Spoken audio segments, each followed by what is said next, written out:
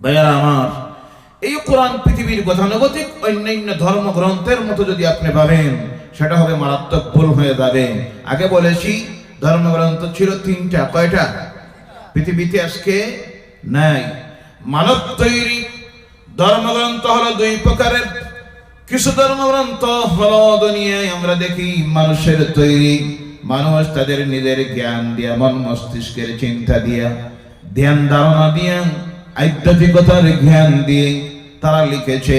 অগণিত ধর্মগ্রন্থগুলি আছে যার সঠিক হিসাব জানা নাই কাহারও। তবে বিভিন্ন অভিমতে দেখা যায় বর্তমান এই পৃথিবীতে 4000-এর উপরে ধর্মগ্রন্থগুলি আছে। যেমন রামায়ণ কোন ধর্মগ্রন্থকে কটাক্ষ করার জন্য নয়, হেয় করার জন্য নয়, অবহেলা করার নিয়ত নেই।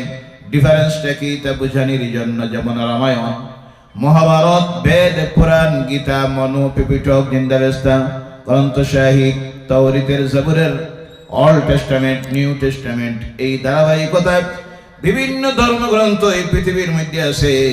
কিন্তু সেই ধর্মগ্রন্থগুলি হলো মানবের তৈরি, মানুষ তৈরি, মানুষের জ্ঞান ধ্যান ধারণা। আর এই কোরআন দুনিয়ার কোনো মানুষের তৈরি নয়, স্বয়ং আল্লাহ রাব্বুল আলামিনের কালাম। বলো সুবহানাল্লাহ।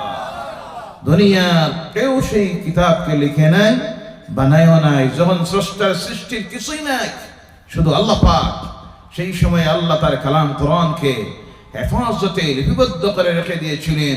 যে কথা আল্লাহ তার কালাম কোরআনুল কারীমের মধ্যে বলতেছেন, বাল হুয়া কুরআনুম মাজিদ ফি লাওহিম মাহফুজ। বলো সুবহানাল্লাহ।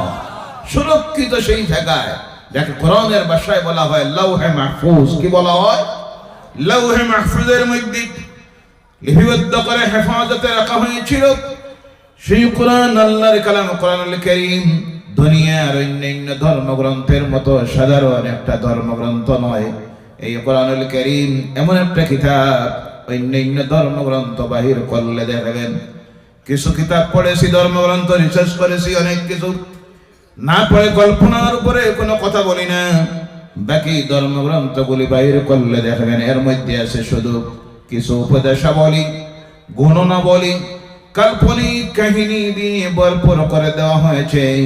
সেই ধারাবাহিকতার ধর্মগ্রন্থ এই কোরআন নয়। কোরআনকে আল্লাহ পাক এমন একটা কিতাব বানিয়ে দিলেন পৃথিবীর মানুষের জন্য, যা কিছুর প্রয়োজন কমপ্লিট আল্লাহ যে কিতাবের মধ্যে দিয়েছেন তার নাম হলো কোরআন। সুবহানাল্লাহ বলে। শুধু এই কোরআন নামাজের কথা বলেছে, রোজার কথা বলেছে, হজের কথা বলেছে, যাকাতের কথা বলেছে, পর্দার কথা বলেছে, আর কিছু হালাল হারামের কথা বলেছে।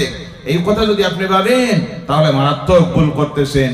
বিশ্ব মানুষের জন্য যা কিছুর প্রয়োজন শুধু তা নয়, মানুষের সৃষ্টির থেকে শুরু করে, সৌরজগৎ থেকে শুরু করে, ভূমণ্ডল থেকে শুরু করে, জিওলজি বলুন, বায়োলজি বলুন, কেমিস্ট্রি বলুন, হিস্ট্রি বলুন, বোটানি বলুন, সায়েন্স বলুন, দুনিয়ায় যত বিভাগ আছে পৃথিবীর মানুষের জ্ঞানের জানার প্রত্যেকটা বিষয়ে আল্লাহ কমপ্লিটলি যে কিতাবে কথা বলেছেন তার নাম হলো কোরআন। ধরে বলে সুবহানাল্লাহ।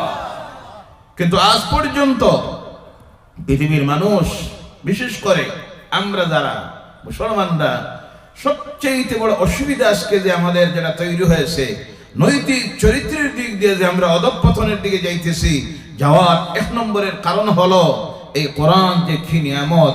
এখন পর্যন্ত আমার সমাজের 99% মুসলমান এখন পর্যন্ত বুঝতে পারে নাই।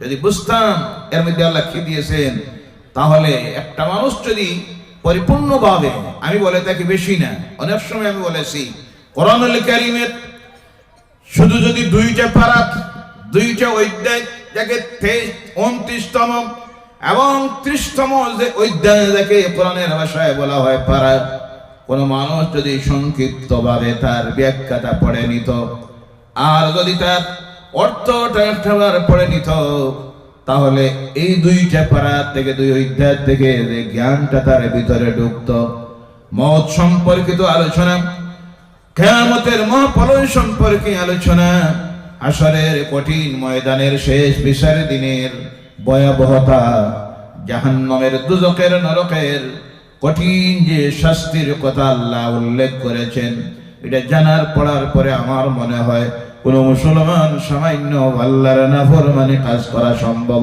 হবে না। কিন্তু